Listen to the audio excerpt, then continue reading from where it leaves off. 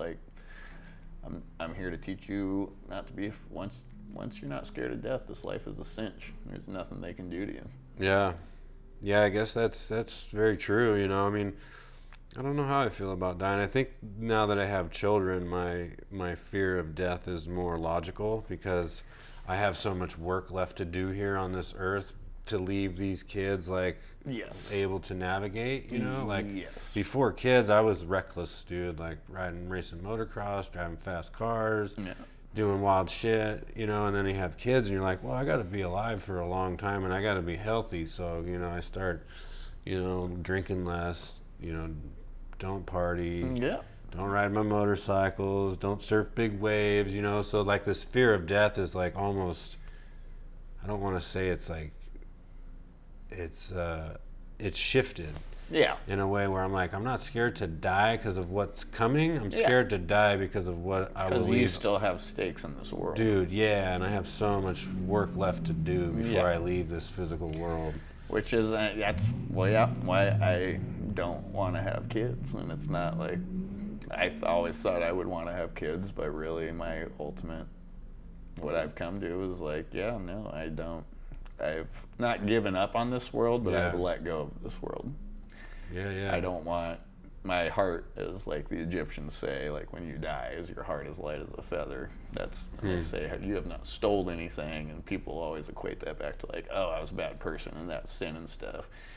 It's really, you are no longer connected to this material realm, and you know that you weren't the person that did all those things, and you have no more connection here, so you can go freely, which I'm sure you can anyways. I'm sure you can get out and not have to reincarnate. Yeah, and every religion or faith has their own way of like being, reborn in a sense. You know what I mean? And like leaving the shit behind and recreating yourself. And it's interesting that my uncle and I talk, and he's like very, I don't even know what to call him. He doesn't believe in anything spiritual at all, nothing. Okay. And I don't know why. I don't really care. Yeah.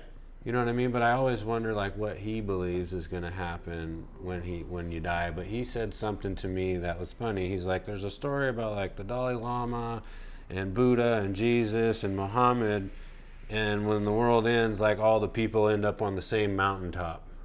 Like we're all here to do the same thing, and all these religions have in the roundabout or face the original ones have, is all about love. Yep. And connection and unity, and to make this world a better place. And human beings have very much fucked this up. It comes up in like every interview I've done so far of like how human beings have fucked faith up for people, That, which might be part of the journey down here, man. It might be that's what we're here to grow and have some pressure put against us. It wasn't supposed to be an easy thing.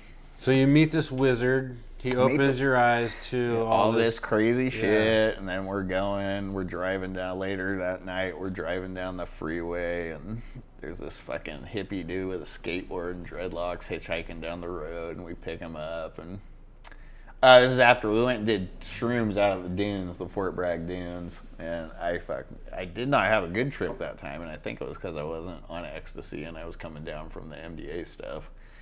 I ate the mushrooms and I threw up and I just like lost my trip, and I was basically sitting by the fire all night. Oh, we were out in the middle of the dunes. We went out to the beach right when the sun was setting, and the dunes are huge, and you can't tell any which way where anything is. And we go back, we build a fire somewhere in the middle, and me and Weston and my buddy Paulie are sitting there by the fire. Paulies are the best, huh? Paulies are the best. Yeah, Paul was one of my best men at my wedding. And we're fucking sitting there, and they both are like, I puked mine up, and I'm just kind of grounded, like whatever. I'm just staring at the fire, and they're still tripping balls, and they both are like, yeah, we're gonna go walk out. And I'm like, what are you talking about, dude? Like, you're gonna get fucking lost. Like, you don't see anything after you go over that first dune. The I'm fire thinking disappears. about the scene in Wayne's World when he walks out to the dunes and meets the Indian guy. Yeah, dude. Yeah. So they fucking, the native guy. Sorry. They both fucking, yeah, I did that earlier. It's okay. They walk off, fucking disappear. I'm like, dude, this is crazy. And I start worrying. I get back in my human head. I'm start worrying and stuff. And like, dude, there's no way they're gonna find like, how are they fucking? And literally almost at the same time, like an hour and a half later, they both wander in from different points right back to the fire, dude. Yeah. They just fucking knew. And I was like, how'd you guys? Mushrooms are weird, man. Like, or not even weird. I have a crazy experience with shrooms out in the dunes also. We were like 16, 17. We went out to Pismo, and we got out there and we were just setting up camp. And I had said something, my brother said something like, oh, I wish we had brought some mushrooms with us. That would have been awesome. Mm-hmm. And I was like, oh, maybe we'll find somebody out here to buy them from. And he's like, yeah, right. We're out in the middle of the dunes. Like, there ain't nobody out here. Like, literally within 2 minutes, somebody walks up to our camp and he's like, drops this like gallon-sized freezer bag. And he's like, does anybody want to trade cigarettes for mushrooms? And we were like there for this bachelor party, his boss's bachelor party. And we're like, dude, well, and he had this like choice mushroom that had like, it was like beautiful. It was like his showpiece, you know, what he was going to sell you on. And I'm looking at it and I fucking just ate it. And I was like, we'll take them all. And we bought all his mushrooms.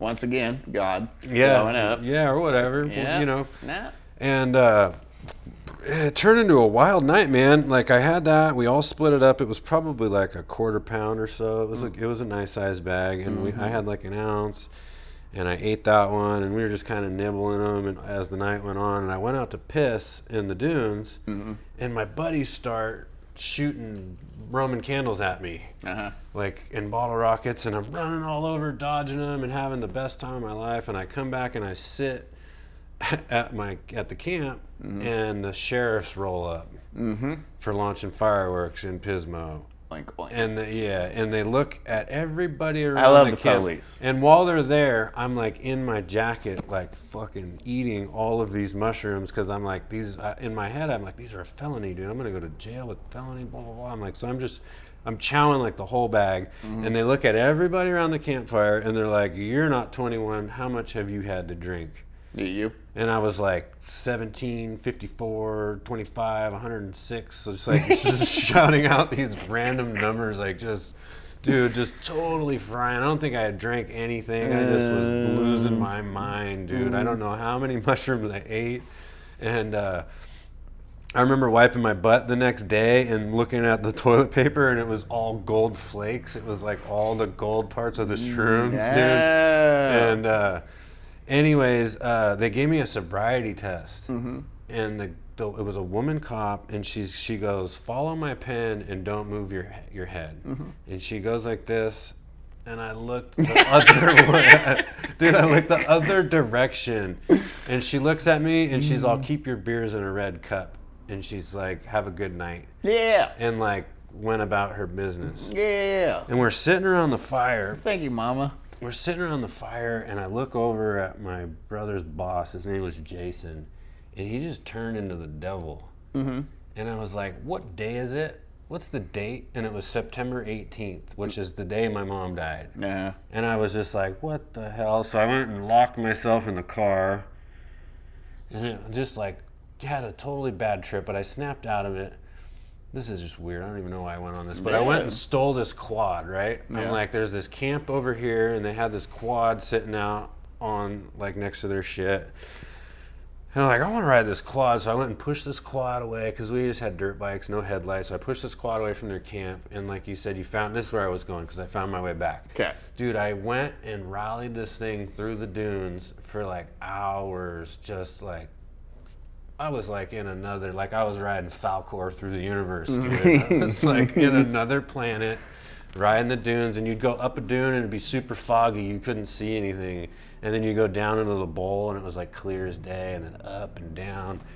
And then I found my way back to camp somehow and pushed that quad back over nice and quietly, and then went back, and I don't even remember, but it was weird how like we manifested wanting mushrooms and they just appeared, you know? Yeah, man. Yeah, it was fucking. And I didn't have like an epiphany or anything there, but I had a really good time. It was your mama's birthday. The woman cop let you go. Yeah, it was her death, the day she died. Yeah, or the day she died. She it was let me probably go. a little piece of mama in that cop, I'm sure. We rallied this little geo prism through the sand dunes. Like, oh my God, it was We're doing way crazy shit as a kid. Desert's always a very powerful place for all that stuff. Oh. There's a reason all, like, Alistair, we talk about Jack Parsons, like, in the Bible, the Hebrews were thrown into the desert for 40 years when Moses did his shit. Like, the desert's always been a huge part of, I think it's because it's barren. Yeah, because it's barren. It's without life, basically. It's a place that's... There's not even sound. It's so quiet, it, like, almost hurts your ears. You're, like, forced to be in yourself. Yep.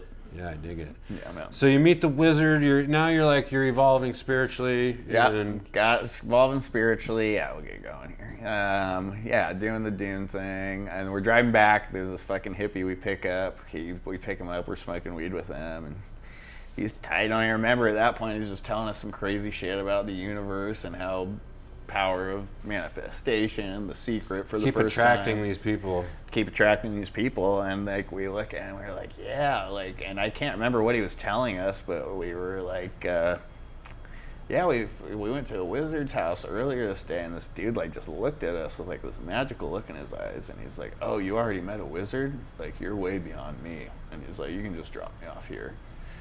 And he got out of the fucking He was car. trying to learn something from you. Dude, I don't know, or man. teach you something? I don't know. That's weird. But it's the first, I'm having all these universal things. And so, anyways, fucking, that was my first beginning of metaphysics and stuff. And then we saw The Secret for the first time, what the bleep, all the quantum physics experiments. Our minds have effect on reality outside of ourselves just by our thoughts. Started going that down path, and then... during that time, I kind of just it was real high for a while, and then got together with a real toxic girl eventually. Oxycontin became a thing right around then. That popped into the life, and then that was the beginning of the super hard downward spiral, and that was right around the time Oxycontin was popping off. People were giving it like candy, the doctors and stuff, like 2004 2005ish. Around there. I remember going to a friend's house. We all smoked weed, and sometimes we'd like share Norcos or whatever. We were all motocross kids and skaters, so one of us was always fucked up on pain pills from a broken something. And I went over to a friend Kevin's house. And I remember walking in the front door, and I just got hit with like this aroma of like s'mores, like toasted marshmallows. It smelled so good, and I was like, "Oh, what is that? Yeah, that's amazing." Yeah. And I go in the back room, and they're like all fucking slumped, and the one kid's over there like smoking off a foil. A blue pill he was crushing where it up. eventually left. He was like peeling this shit off a pill. He sucked on it and threw it down on the pill. And then like smoked it, and then would just like leaning, and like everybody was slumped in this room, and I took a look, and I walked out of that room, and I never hung out with that group of friends again. You're lucky. Now one of the kids whose house it was, Kevin, he's dead. My friend Sean, who's a dear friend of mine, is like completely strung out, like abandoning his kids, and really I think he's working on it, but it's I saw something, and I made a decision to fucking bounce. It is. And it's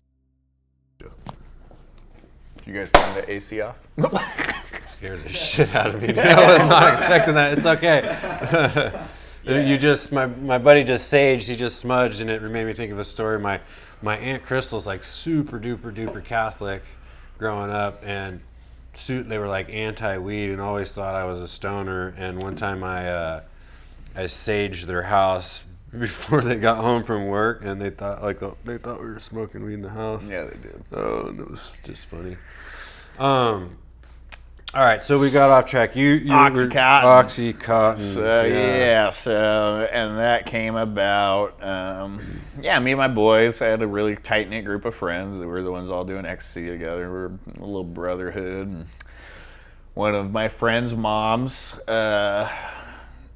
had arthritis. She got prescription for it, and like all the doctors do, they push it as like that was the whole thing. It was it's not addictive. It's not pain addictive. Management. You're fine. Pain management. What was that family? Let's fucking shit on them right now. No, I love them too much. No, not them. The ones. The Purdue's. The Purdue's. The same ones that were trying to make kratom illegal because it's a natural substance that's helping people get off their bullshit. Yeah. Yep. Yeah, exactly. So, Yep. so you got on the Purdue's got you hooked. So my buddy's mom got a prescription, and they weren't they lived in an apartment. She was a single mom. They were never had much money and stuff, and so it was a thing. She started first just to us, $20 a pill, and like I said, we're still these kids going through our shit, and it's just that feeling of ultimate. It's like an orgasm the first few times. Everything goes away, and for me, I'm super ADD too, and just like having something that centered myself and made the voices quiet down to at least just one. Yeah. It started with just us popping it, playing video games, and doing that whole thing, which eventually led to somebody found out you could smoke it. We started sucking on it, like you said, throwing it on tinfoil. And then that just led down this hole, and I got in a real toxic relationship with a girl who was very, she was a beautiful woman. Like, we're all just have our own stuff. She was generational trauma too. Her grandma's fucked up and fucked up her mom, and then on turn fucked her up, and they were the vampire people, man. They sucked off the men in their lives. They were not in a good way. No, not in a good way, man. No, kind of stingy actually in another way. Anyways, and I think part of the reason, like, she was very, and I always said I would never be in one of those relationships where people fight all the time, because I wasn't that kid, and she was with one of my old friends originally, and they were just always, it was so like toxic. They were always fighting, always fucking yelling at each other. That was their whole thing. And when I got together with her, because she was beautiful, she was super sexy. I always loved. She was always sweet to me before we were in a relationship together. Yeah, and then before drugs. Yeah, before drugs. But so anyways, we ended up getting together, and it was around the OxyContin time, and that was part of it, man. Like, having sex on OxyContin, it's for the first time. It's like fucking a lot like ecstasy, I feel like. We'd have sex for like 3 hours long, and it's just like the warmest, most amazing thing, and just getting this fake love, basically. Fake love, man. Yeah. Chemical love. Numb sex. Yeah. Which is weird. It's super weird. You're just warm, and so, and then we got together, and then slowly but surely the toxic shit started coming out. She didn't work, and I was always raised, that was one thing my dad did pass on to me always, even in the height of my drug addict stage. I never felt good taking shit from others to make myself, I always worked, even when we were high. And I supported both of us. She didn't do shit. She'd had a couple jobs. She always got fired because she had a terrible attitude. She was lazy, whatever. Were you growing weed at all at the time? No, that came afterwards. We were trimming weed a lot. Shit, yeah, which made easy money for fuck ups. Trimming weed a lot. You used to get like $200 a pound I back did. in the day. Yeah, I used to clear $1,400, get top nugs, Yeah, $1,400 in a day. A day? A day, dude. I was super good at trimming, Damn. which is probably why I'm so good at cutting hair now. Probably, yeah. Conditioning. Dude, we got a box of the tops. Me and my boy That's Paul, crazy, we'd clear that. Yeah, man, we'd easily bust out, because we'd work like a 12-hour day, especially on Oxy, dude. We'd sit down, freaking put so now music, you're a drug addict with, making a few $100,000 a year trimming weed. Yes, tons of money. And for a while, we had our own places a few times, and at first it was just like a weekend thing with the Oxy, and then slowly became, and this is the ironic thing, I still remember this, she was the one that sat me down in the car one day and was like, I don't think this is good. Like, I hear people get addicted to this, and it becomes a thing, and I was the one that talked her out of it. Like, oh no, we're going to be fine. Like, don't even worry about it. Yeah. But it was not because. The blind leading the blind. Yeah, man. And like the only way I could be with her was high because of that toxicity. And it was something I was not supposed to be in. But I was. Once again, she taught me some of the most amazing lessons too, which led me to my fucking amazing partner now. Partner? my wife, dude, your my wife, partner, my other half, your queen, your twin flame, all the things. She's dude. way beyond partner, dude. Throw that word away. No, she's my roommate. No, fuck you, no. She is. She's my partner. We'll man. edit she's that my, out.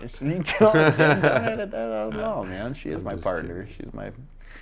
She's my strongest half, man. She's beautiful. The thing that she's the only.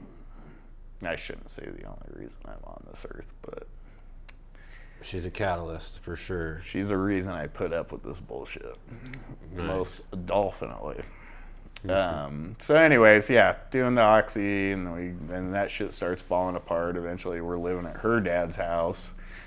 My trimming jobs I was losing because I was bringing her with me to them because trying to make her make money. And she was fucking lazy, and we'd get fired from all these jobs even though I was doing great. And eventually it got so dark and deep. And people in the weed game, we don't really like junkies around. No, but I was a functioning junkie. I could have kept doing that forever. Yeah, but you still wonder, like, if he's strung out, will he steal from me? You know what I mean? Not saying that was you at all, but it makes you wonder. I don't think there's baggage. Absolutely. You know?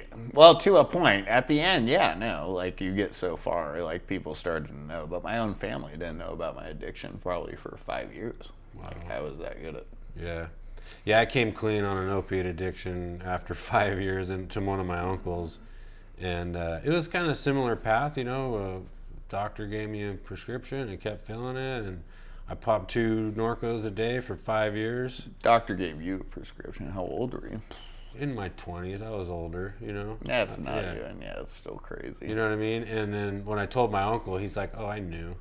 He's like, but you held it down and who am I to say what you do with yourself, And at some level, I think my family knew something. Yeah, they knew something was But off. Also, I was in that relationship, and I think a lot of it, they thought it was that. Could be, my mom was so scared I was going to have a baby with this woman. Oh, wow. And ruin my life. Like, they never liked her, even though we tried, like, so hard, but, Yeah. My mama, she was that divine feminine. I did have her, and she was watching over me always. Yeah, they do the best they can with what they have. No, you got great parents. Yes, I do. You do. Individually, they're great parents. Together, maybe not so well. No. And they still coexist now. I see them together at the birthdays. We have Christmases together. Yeah. Like I said, I have an amazing life. I have nothing to bitch about. I am in the top 5% of the world. So. Hell yeah. Start getting real deep on the drugs, blah, blah, blah. It works for a while. I start losing jobs. Eventually, we're living at her dad's house. I've tried to leave her a couple times, and she's just screaming, yelling, crying. And like I said, back with living with my dad, I just feel everybody's, and I don't want to hurt nobody. Yeah. And so that's what kept me with her for so long, and eventually that led to me. It got so bad I couldn't hide the addiction anymore. Everybody knew I was trying to borrow money from my sister and my mom all the time. Yeah. Did it ever shift from pills to anything else? Oh, at that point, I had smoked black tar a couple times. It was usually just pills, but all the pills, methadone, which is a crazy thing we can get down. Like this thing that they say is to help people get off stuff. Yeah. I would look for methadone because it lasted longer and it was cheaper. Yep. Like I'd take that over Oxycontin at the height of my shit. But anyways, it got so, and everybody realized, blah, blah, blah. My mom's husband was working down in LA. He had a job for a restaurant, and I knew I needed to get out. Like, in my mind, I knew I needed to, like, it was either I was going to die doing this or end up on the street if I didn't do something. And that was that higher power in me. Like, I always knew something in the back of my mind through all my trials. Like, I always knew I was never going to end up that person. Yeah, being homeless in Nevada County doesn't sound fun. We don't really have streets, so you'll be out in the woods. You're living in a tent. And that's why in my shop, we got a few homeless guys I let come in and hang out. And because I know, people freeze to death under that bridge every year. Yeah, man. Or worse. Or worse. Yeah, I mean, my brother found a body on fire behind the Dollar General up off Brunswick. We were driving out, getting ready to go riding out in moonwalks at Moon Rocks, and we just saw a little fire up the hillside. And you know, around here it's no joke when a fire pops off. Like, you do whatever you can to get it out. You know, because we live in tinderbox. You guys found a body on yeah, fire. dude. So we run up there to put it out, and I came across this really weird guy. I had a weird interaction with this person who was like a looky-loo at this fire, and he said, "Probably just another bum on fire," and he walked off, and we ran up the hill, and dude, there was a dude like on fire. Like, either he fell asleep, you know, doing dope, you know, torching his spoon or whatever, or somebody fucking lit him on fire. Or who knows? It's a small town, but... So being homeless around here isn't... Not that it's easier in the city, but you're not, like, getting scrap food, you know, like, there's not a whole lot of resources. No. And there's a lot more judgment.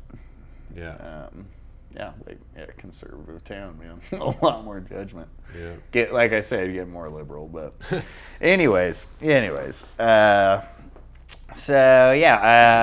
Her husband's working in LA. I knew I didn't need to get out, so I bounced out, and she cried the whole time, thinking, like, you know, like, you're gonna leave me once you're down there, and which she knew, and that's what I knew in the back of my mind. Like, I was always trying to get out of the you're looking for a way out. But I told her, like, no, I'm just gonna go down there and get sober, and then I'll come back and we'll be good. So did you go to a rehab? No. I went down and lived with him. Worked at the restaurant with him, quit smoking pot and doing the pills, which was the first time I'd been off weed since I was 15. But pretty much immediately once I got down there, I started finding alcohol. I was 21 by then, working at a restaurant, and I was drinking pretty much the entire time. I'd wake up at like 10 o'clock and ride my bike to work, get there at 12, and I'd stop at the store and get a little Boda box of wine and drink that shit on my way to work, and then I'd be drinking wine the whole time. And down in LA, I think my boss knew a few times. For sure, but you're in a restaurant, dude. And they don't, like, I was a good worker still. I got a negative $7.11 paycheck from a restaurant I worked at in high school because they drank so much fucking beer. It was a brewery, you know, and I drink so much at work, and they're like natives that ran the restaurant. They lived on the reservation. They didn't really give a fuck about rules, you know.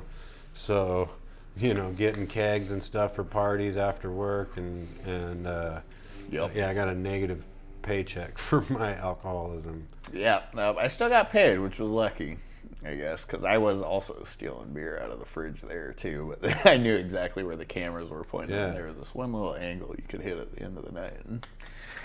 Anyways, 1937 was the keg locker combo. So we'd hop over the fence and just open the keg locker and jack kegs of beer. Pop that shit. Yeah.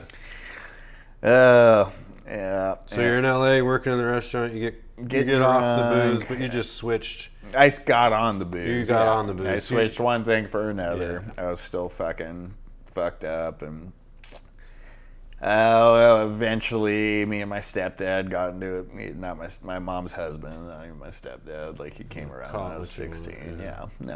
Good dude. He fucking means well, and he tried to. He did the best he could, maybe. I don't know. As we all do, dude. Yeah. Nobody likes a stepdad, dude. I get it. It's like he's just It's not an easy role to play, I'm sure. No, especially like I said too. When you come into a kid's life when he's 16, it's like ain't happening. Starts living at my dad's house, and there's a lot of emotion tied to that. Yeah, for sure. Which he's got to own. You know what I mean? Yeah. Whatever. He's got to live with it. You guys all get along now. Yeah. No, we're all good now. Again, he treats my mom very well. Yeah. And that's the only thing I care about. What more could you ask for? I will ask for nothing Your mom less. has what she was longing for. And he treats her well, and that's good. So, anyways, but we got into it over some dumb shit, and I was just like, I was I was over it, and I bounced out. And I was working at this restaurant. My two best friends at this restaurant were two black kids. They were probably like 17 and 18 at the time, Domo and Lamar, and they were both from I don't know if they were from South Central, but they were they weren't of upper crust means, and I'm sure they saw that in me too. I was a those were my boys, and I fucking bounced out and rented a hotel room with what money I had, and called my dad, and he booked me a flight home, and me and my boy Domo were hanging out. I let him come stay with me at the hotel. And we were talking about going to Hawaii to farm, and I was just trying to think of ways to get out. And he was real talking to me about, he was just coming into the conspiracy world, and he was listening to a lot of this music, and he was listening to binaural beats on the headphones and stuff, and meditating, getting into all this stuff. Funny little hood rat kids doing that shit. Dude, he was breaking out of it, man. And I think that needs to be a bigger thing in society, in the streets, is to bring mindfulness there somehow, They've been the most subjected to all the bullshit, man. Talk about tough. crack, and it's AIDS. Not even a race thing. It's an inner city thing, but I think. It's a race thing. It has become, because of the population in the inner cities. They were forcibly forced into those areas by the upper crust. Yes. No. It's definitely, they've been subjected to a lot of shit. Anyways, get flown back. I'm back in Grass Valley, and then that's when I start. My buddy TJ, that I used to trim for, that was one of the guys that had to fire me because of my ex-girlfriend. We met up again. He had always really liked me, and they let me come. I stayed with Dad for a while, but still drinking all the time. Dad was being an asshole, and that fucking pushed me out of there again. And ended up, my boy TJ let me come. He was doing real good. They had a couple properties. They were doing their thing, and they needed somebody to watch the one property. So I went down there, and I just started camping out. I was camping out on a weed property, just gardening it and working. Still hammered the entire time, but started making money again. I wasn't on pills or anything. Slowly started making money doing that. They bought another property. They bought a new property that they were building out, that they ended up putting a little house thing on that became my own personal thing, and I became a partner in it, so I had a good cut of it. So I started making more money, but still drinking the entire time.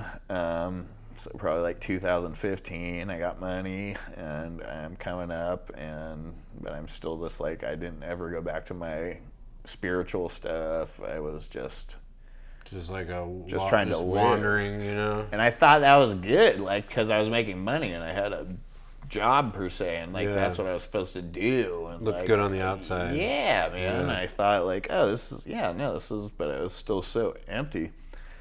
And eventually, I was driving back home from the property or whatever, drinking all day. I got pulled over, got my first DUI. Then I ended up getting that probation stuff, and it was you can't, if you have any alcohol in your breath, you can't, you're done. So I forgot how it was. I still had my old friends in my life once in a while, and I went over to my buddy's house that used to give us the Oxycontin. They were, at that time, by then they were shooting heroin, which I had been around still, but I was fine. I would just drink, and I just loved my boys and would be around them. But now you can't. Now you're forced to feel. Now I can't. I couldn't drink, and it was. Let me take a little hit off that tinfoil, and I started smoking heroin again. Was it better than Oxycontin? Heroin better? No way. Huh. There's nothing like smoking those OG Oxys, man. Huh. At the end of my Oxy stuff, they started making them so you couldn't shoot them or smoke them. But it was nothing like that. But I started smoking the heroin, and I remember one day, it was on and off, and I was growing down at the property still, and I was doing it down there, and my boys knew. They had talked to my dad about it, but everybody was keeping it quiet because they didn't want me to it's that weird intervention thing, you know. They don't want to. It's edgy. They don't want to force you and have you overdose, and like my dad was like, I know he's doing it at the house, but I'd rather him be doing it there than if I kick him out, and then what's going to happen. It's tough, you know, like I see this from an outside point of view because I have a cousin who's a full-on fentanyl addict and has been on some sort of either pills or heroin or whatever for like the last 15 years. Yep. And my uncle's constantly feeding him money, you know, and I see, and all his brothers are like, why do you keep giving him money? Like, what the fuck? Why do you keep doing this? And it's like, I see you give him money because the second you stop, he'll stop calling and you'll never know if he's alive or not. Yep.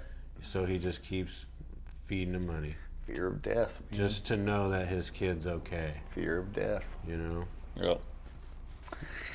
Yep, that's a crazy thing. And So- that was the same thing with Dad. Like, he knew I was upstairs. Like, they had found the tinfoil. TJ and his other partner, Myro, had found it on the property. Like, everybody knew. And I was totally oblivious to it. I thought I was still being sneaky. So sneaky, dude. Nobody knows. Yeah. But in my own, around like in the middle of it, when I was still like on and off of it, I had gone with my mom. She's a hairdresser. She's been my whole life.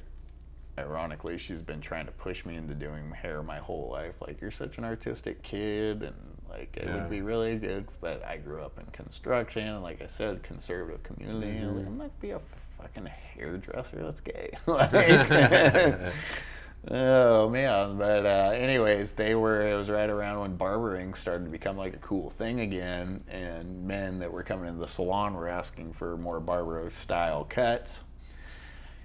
And her salon had these two barber dudes come in to town and wanted us for models, and I met them, and like both of them were like, they used to be in construction or whatever, and found their way into that, and it just, something about it tickled me a little bit. And then it's cool when you see somebody come from where you were. Yeah.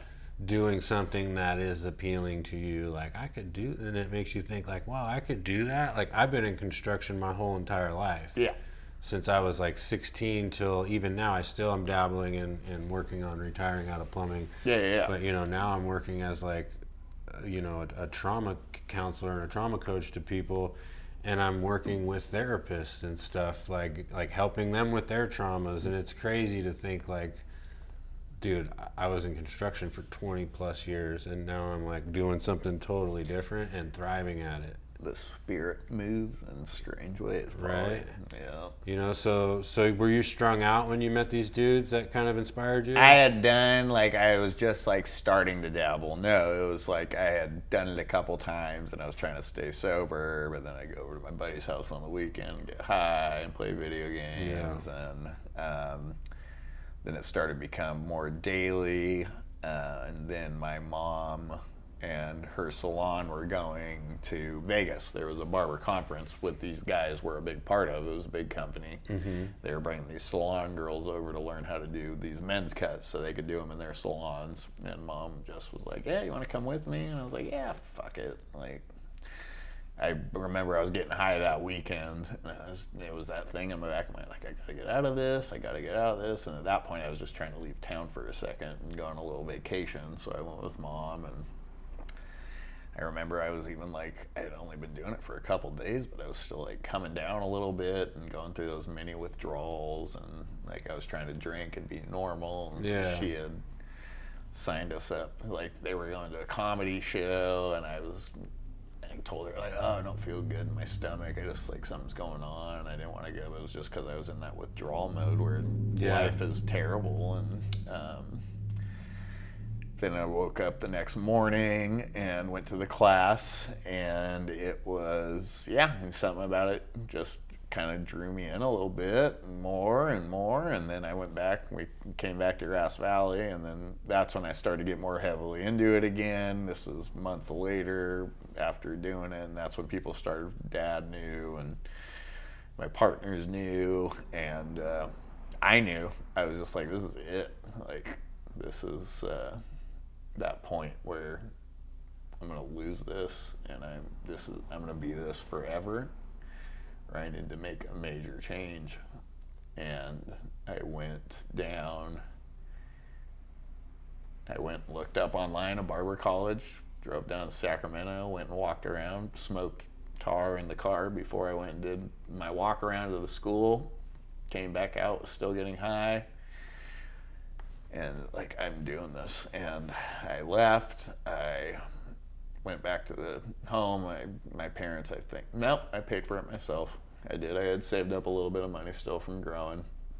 And I got the one good thing Obama did. I got a little grant from whatever his whole thing. Free cell phones and shit too. Yeah. he did a few good things. Yeah, he did a few good things. Not that any of them do good things. I have nothing against. I have against all of them. So they all suck. They are all terrible people. Fuck all you politicians. Y'all, the orange guy, all the snow cone licking guy, yeah, all the guys. Anyways, so yeah, I got like half of it paid for. I spent my last box of cash on the other half. My grandma lived down in Roseville. I went and just immediately moved in with her. I talked to my buddies that were doing the heroin stuff. They got me the Suboxone because I knew that was the only, I wasn't going to be able to go through withdrawals doing it. So I started going on Suboxone, and I was on Suboxone probably for the first 3 months of barber school, but I was just into it. I was like I was so into it, man. You found a place to channel all your energy. Yeah, you man. know? I was so into it. And it becomes therapeutic too. Like you almost interview people all day long. You know what I mean? Like you do this shit all day, every day. And I try to put that off on my barbers. Like, we're healers, man. It's a weird thing. People it's a vehicle. Think That's all it is a vehicle. It's a vessel for you to create and to spread love and wisdom and heal. And people will tell their barbers things that they wouldn't tell their therapists. It's a weird fucking thing, man. Mm-hmm. Like, they come in to vent and they let these things go, and it's a big part of what I've built. Like, this isn't a barber shop. This is a temple, man. This is a place sanctuary. For healing, man. Yeah. And I've had so many people come in here, our clients and stuff, like, first time, like, there's something weird. I'm like, oh, I just feel so good in here. It's like, yeah, the energy. You got a little bit of everything. You got a little bit of Jesus. You got a little bit of Buddha. I don't know who the hell this dude is. Hanuman, the Monkey King. You got natives. Yeah. I mean, you really have, like, it reminds me of this place that I used to go to. It's like this monastery down in Southern California, and it's like multi-denominational. Like anybody can go there and find a little something that speaks to them. Kind of like the Unity Church type thing. Yeah, kind of like in here. You know, you don't make anybody overly comfortable, and you don't make anybody uncomfortable. You know. Got a sign right when you walk in. It says "Welcome to Scuzi's," where differences die at the door. I love it. Like, everybody's man. No judgments. We're all here. We're just humans. We're all experiencing this crazy thing together. And so anyways, I was on Suboxone for a while, and I tried to taper off that, and I got down to like the smallest, once again, the bullshit of these things helping people get off stuff. Yeah. I was taking the smallest sliver of those little Suboxone tabs probably like every 2 days, like the tiniest little crust, and I was like, oh, for sure, I'm not going to go through any fucking withdrawals. And I stopped taking it, and I started going through some of the worst ones I've ever had in my life. Yeah, her Suboxone's tough. I just met somebody the other day who got put on Suboxone for anxiety. And they were afraid that they were an addict, and they were afraid they were going to use, so the doctor put them on Suboxone. It's another one of these evil warlocks that run our world, man. It's a big part of that's alchemy. Like, how about maybe alchemy. Teach this person how to do a breath work, maybe? Okay. You know what I mean? Like, hey, here's a video to Wim Hof. Try this. Once again, 10 minutes. They don't want us to heal, man. No, they give them Suboxone. Yeah, an old elderly person Suboxone. It's the control system, man. It's crazy. It's a group of people that have been in control a long time and want to stay in control. Yeah. I always wonder, because people tout that they're sober, but they're still, taking Suboxone, and it's like probation's cool with it, I have a lot of friends like jail, that. My brother got out of jail with Suboxone strips. Yep. 1,000 needles. Yep. $1,100, 2 bottles of insulin, and a pack of Suboxones. He died 2 weeks later of a fucking overdose. It's fucking great. Imagine that. Yeah. You know, that's how our system sets people up for success. 5 years in prison, they didn't teach him how to do anything mindful. They feed off of it, man. You know? These guys are evil warlocks. They feed off the lesser, Yeah. So you're I get off that. I found Kratom. how'd you get off? I found Kratom. I went through withdrawals for like 3 days, and I was in school trying to do this barber shit, and I was like, "There's no way I can do this." I lost all my I was so enthusiastic, and I lost all of it, and I just looked up online natural remedies, found the Kratom thing, started doing that, fucking instantly remedied it.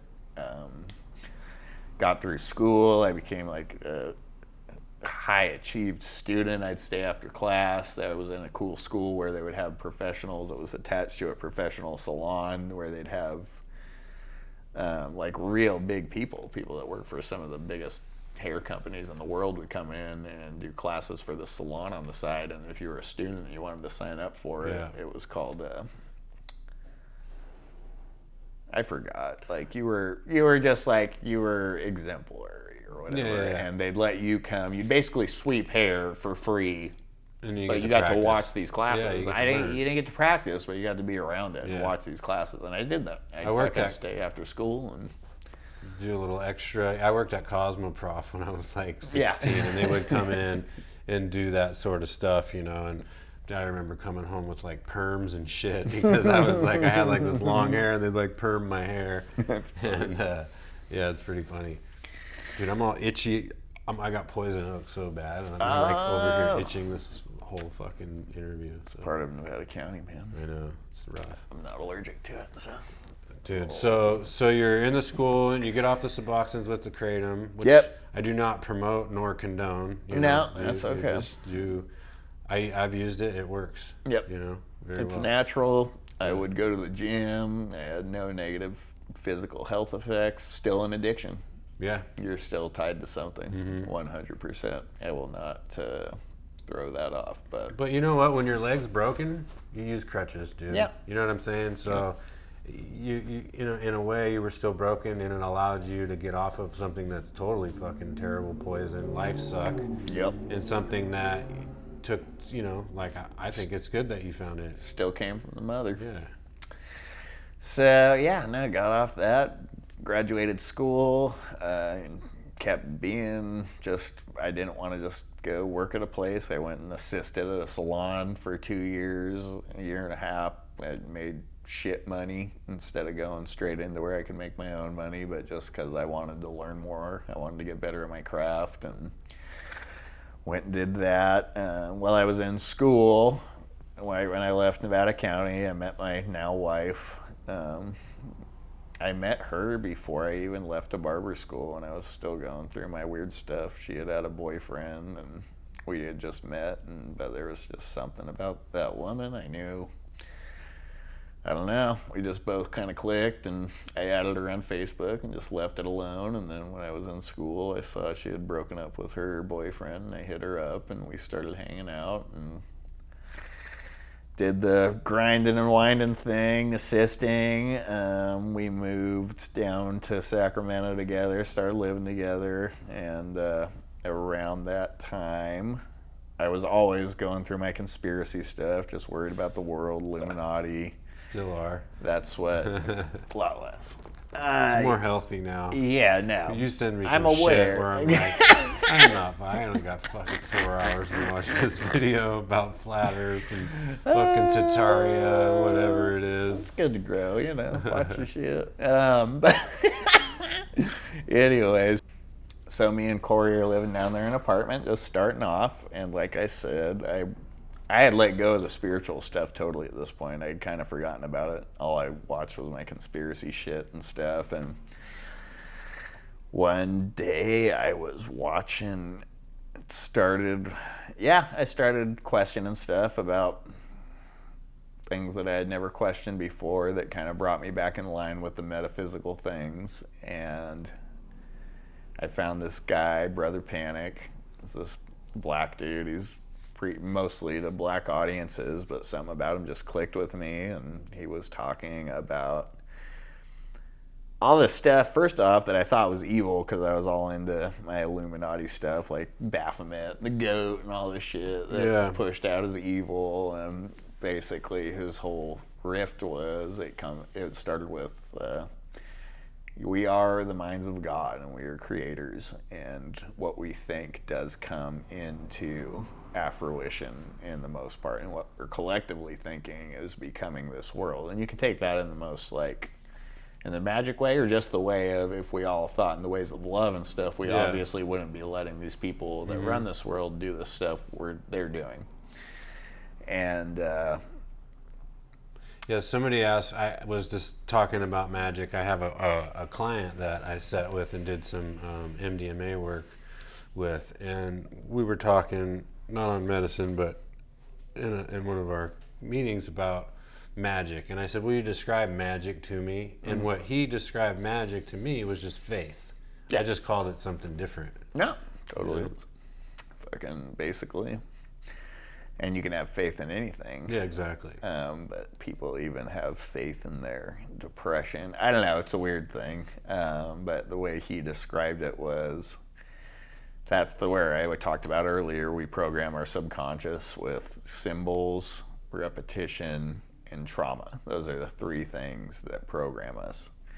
And he taught me about Jungian psychology, which everything's archetypal. All these things resonate in all our minds at a certain level. Jung was a psychiatrist earlier in the day that found he would interview these clients, and a lot of them would be totally disconnected from culture or space, and they would have these dreams, and for some reason they'd have these dreams about certain things that would be meaning the same exact thing. And that's symbols, the symbols of those dreams. So, like, best way you could describe it, like an elephant. So, like, one of my main deities I keep in here is Ganesha, and the elephant always represented abundance because it was big, push everything over. It's an obstacle mover and stuff. Almost top of the food chain. Frickin' abundance, man. And it's an energy, and everything is just in this world a frequency. And then you get into the mathematics of frequency, and that everything here is just vibrating at a certain rate.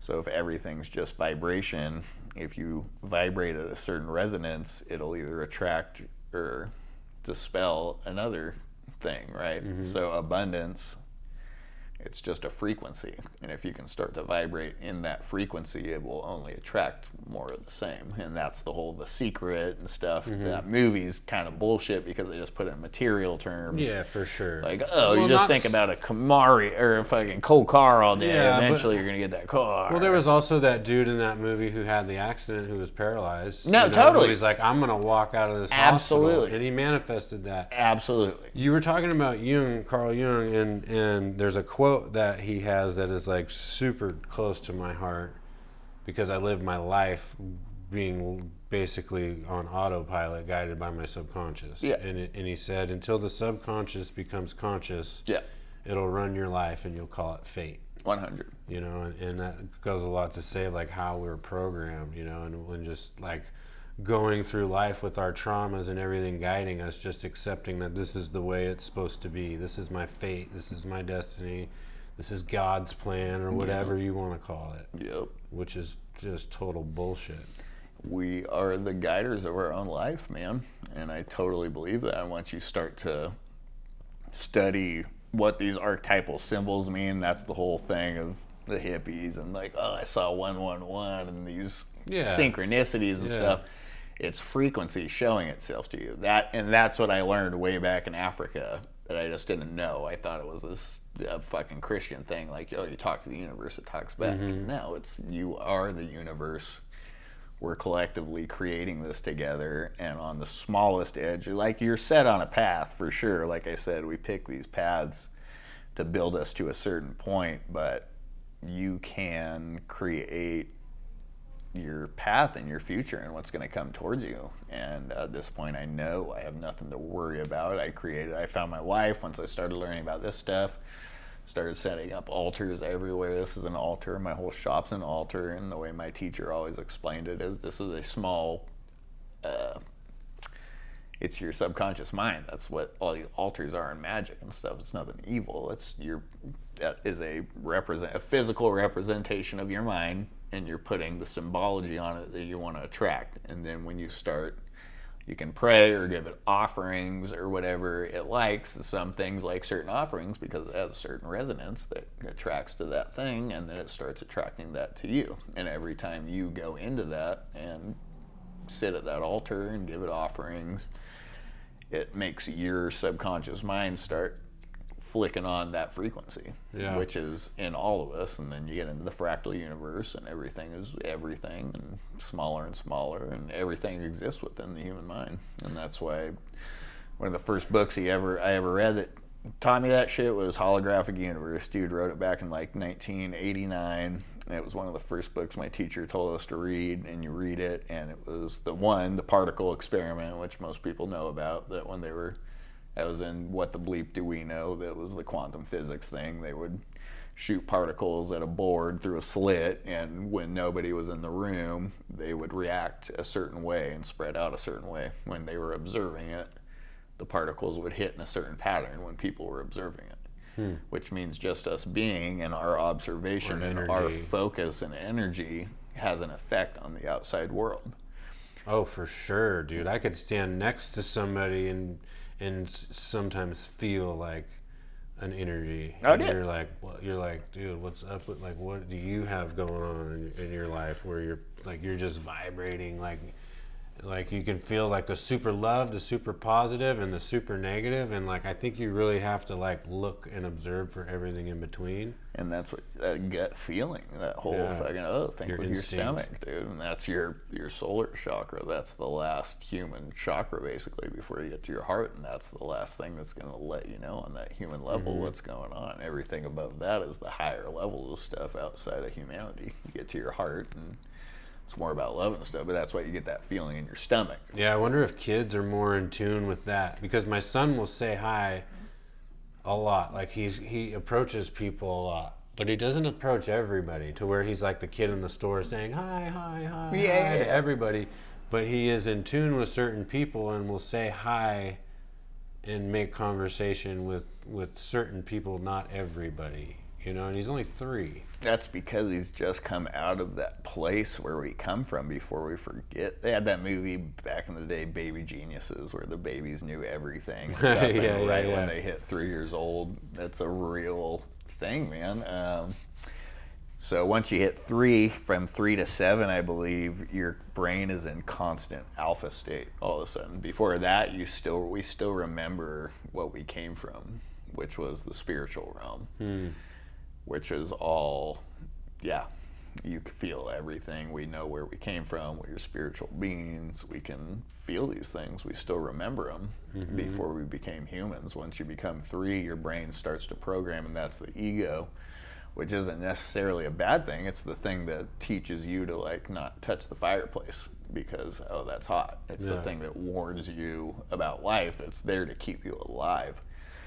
But from 3 to 7, you're being programmed. From 3 to 7, you're in constant alpha state, which alpha state is what we go into when we meditate, when you take certain drugs, and when you're in alpha state is when your subconscious mind is most programmable, which is why these years are the most important years of my child's life right now. Which is why we have pre-K, dude. They're fucking trying to get them even younger. They want to throw them in the school system even younger. But my kid is so brilliant. He's not in school. He's but he's a 3-year-old kid. I just asked him a while ago, Bodie, do you remember being born? And this, I don't know, I think it might have been before he was 3. And he said, I was born 2 times. Dude. Like clear as day. And I don't know, no, there's so much reincarnation, and it's always that with the reincarnation stories too. These kids remember, and they'll go back to the World War II kid that was like, oh, I was on this plane, and they took him to the people, and fucking, they're like, dude, he knew the name of the people on the boat. Pointed him out in pictures. Around when he was 5 or 7, like he started to forget. Yeah, but now you ask my son, I asked him today, Bodie, do you remember being born? And he's just like, blah, blah, blah, blah, blah. Like, can you roll the window down, please? Yeah. You know, like, I want a churro. You know, it's like he doesn't care. He doesn't remember. Humanity's starting to come in, man. Yeah. Yep. And it, you know, yeah, for sure. Yep. Absolutely. Yep. So you manifested all, like, not manifested because you took action. You know? I took action, That's but my guy that's a taught big me thing. to start doing these things, and it would resonate. So I started building my altars. I started giving my attention to these energies and what they do, and I opened my own barber shop. People came to it. I got a bigger barber shop. I've had barbers in and out, but as they come and go, like I'd get hurt about some of them leaving, but then once they leave, I realized that wasn't the energy I needed at this point. Like everything's flowing as it should. Yeah. Sometimes you got to eat a shit sandwich to realize that that don't taste good. Yeah, I don't man. want that again. 100%. 100%. And I just know now everything that I lost, not that I lost in my childhood, that I thought everything should be, that I lost when I was 16, like I live in that now. Like I wake up to a house of love every morning. Because you created it. Because I created it. You know? Me and my wife are comfortable. I know we will never want or need for anything that we don't need. You know? I'm not super materialistic anymore, so like as far as that goes, I know we're gonna end. I mean, you got 15 necklaces on. So. This one came from Grandpa. I got beautiful. that for being named after him. So. Yeah. But yeah, no. But even the necklaces, man, like I said, everything has a frequency. There's a reason kings wear gold. Gold resonates at the frequency of abundance. Yeah. Diamonds and That was your grandpa's necklace? the big one, yeah. Yes, my grandpa's ring. Yeah, they could afford to buy shit like this back in the day, man. Shoot. Yep. Now I'm just trying to pay my fire insurance. Yep. So, dude, you're. When I met you, you had your shop next door. I Yep. think you had just probably opened it. You know, maybe pretty fresh. We got to chat in there. Yep. And now you moved over here, which is like, dude, this shop is rad. It's like down in a basement. I mean, this building is probably from the late 1800s. 1869, we get to synchronicity again. This used to be a bar that my grandparents met in. No Which way. I didn't know when I rented the place. Dude. So, like, my temple is now technically where I began. How cool. Like, if you, like, want to think, like, this is where I started and this is where I am now. Dude, that's full circle, man. That's so radical, dude. It created a place for healing for people. And, like I said, yeah, man. Yeah, they come in and feeling and looking one way, and they leave feeling and looking a different way. Yep. You know, like Yep. it's full. It's inside and out. You know. Yep. Yeah, except for that one kid. There's always that one He kid, though. shaved his mullet. Ah, stop it. He's still one of my best clients. He That's comes in awesome. all the time. He loves Oh me. my God. He got a couple free haircuts. That was hilarious. Hey, Jeff. Jeff, Shout out, yeah. brother. Thanks for coming back. Yeah, when I was in here working one day, and some dude walks in, he's like, you know, this is one of the only buildings in town that there's a documented murder in. Yeah. And I was like, well, dude, I'm in here by myself. It's already creepy, dude. Like, come on, you gotta drop that on me. So weird. We had an old guy in the other day talking about that. Yeah, some guy was stabbed in here by some jealous girl or something. I can't remember what. He fucked around and found out. He fucking did. Sacrifice, dude. Everything takes sacrifice.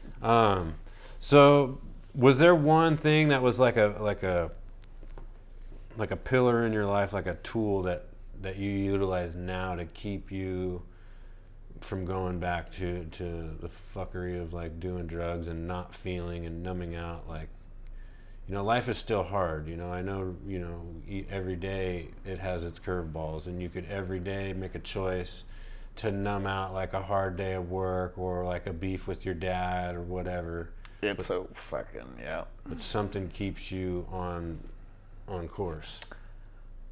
My wife, like, she's my thing that I do better for. Like, she's this world. And that's the weird thing about really getting into this occult stuff. And like I said, I'm not planning on having kids, and I'm okay with letting go of this world. And I feel like I'm ready to not be here anymore, not in the sense of like not be here anymore in this lifetime, but I'm not incarnate here anymore. Like if she was gone, it's a weird thing, man. Yeah, it's just so I don't know. But I don't know, man. Like, I feel so out of touch with everything. But then once again, I've created this place that sometimes I have my clients that are like, I know I'm a huge difference in their life. You shine a lot in a lot of people's lives, not just your wife. No. You shine in my life. You shine in everybody who sits in your chair. I know. I mean, you had a kid in here who was disabled when I got here. You know, obviously a little bit on some sort of spectrum. Yeah, he was a badass. Dude. And dude, you're chatting him up like he's just one of the big boys, dude, chilling and bigging him up and made him beautiful, and he's loving his haircut, and he's curious, and he didn't come in here and get a supercuts haircut where you're in and out. Yep. And they don't give a fuck about you, you know, like you took your time and treated him just like he was anybody else. Yep. You know, aside from giving him a beer. You know, like, you know what I mean? Like you didn't make him feel special in a sense that he was disabled. You made him feel special in a sense that you genuinely cared about his experience here. I do. I genuinely care about all my people, man, for sure. And like, I think it's like all of us now, we're just feeling this, all the conscious ones, we're feeling this pain of like, what is this place? And why are people treating each other like this? And why are we letting the people that run this world continue to do these things? And on that note, yeah, I don't know. Like, if my wife died, who knows? Who knows what would happen? I'd like to say I wouldn't just say fuck it and go under a bridge. And you don't gotta worry about that. No, you know what I mean? I don't. No, but she's your why. Is what you're saying. She is. Well, yeah. No, she's been my, like, that's my for sure why I haven't touched opiates again. Yeah. Like, I wake up every day knowing that I cannot do that to her. You ever crave them? Oh, yeah. In the darkest times, you always do. Yeah. And what was that? Sin City. A smoker's always a smoker when the chips are down. Right. Yeah. Yep. That's interesting. Yep. No, it's never not a thing in the back of your mind, man. It's always there. It's always this, and it's not always there. Like, it's a lot less. Like, I have days where, many days, months, where I'm just listening to music in the morning and pumped and. Like I said, though, especially right now, 2024, man, what we're going through globally. It's bananas. Dude, we're in a dark tunnel right now. You know, your dad told me that, there's more love in the world now than there ever has been before. And it's a fact. You know, as much as there's more evil and everything, like, there's just as an abundance of love. And I think that we're all kind of, as humankind, coming in tune with that. Agreed. Because look at all the curveballs whoever the fuck they are, they're throwing race, world war, religion, fucking politics, viruses, sexuality, poor diets, control the food, control the water, wildfires. You know what I mean? Like, they are throwing everything at us, and they can't fucking break us. True. You know what I mean? Fucking A. Fucking A, Paulie. Let's end it on that. Yeah, I like that. I love you, brother. I love Thank you you too. so much. Oh, you're so welcome. Dude. Thanks for having me. Oh, Thanks dude. for doing it in Temple. Yeah. Thanks for having the voice here, man. Always. This is going to be my new spot. Hey, it's here for you, brother. Yeah. I love you. I love you, brother. Peace, guys. Peace, love, dope. Baphomet. Yeah,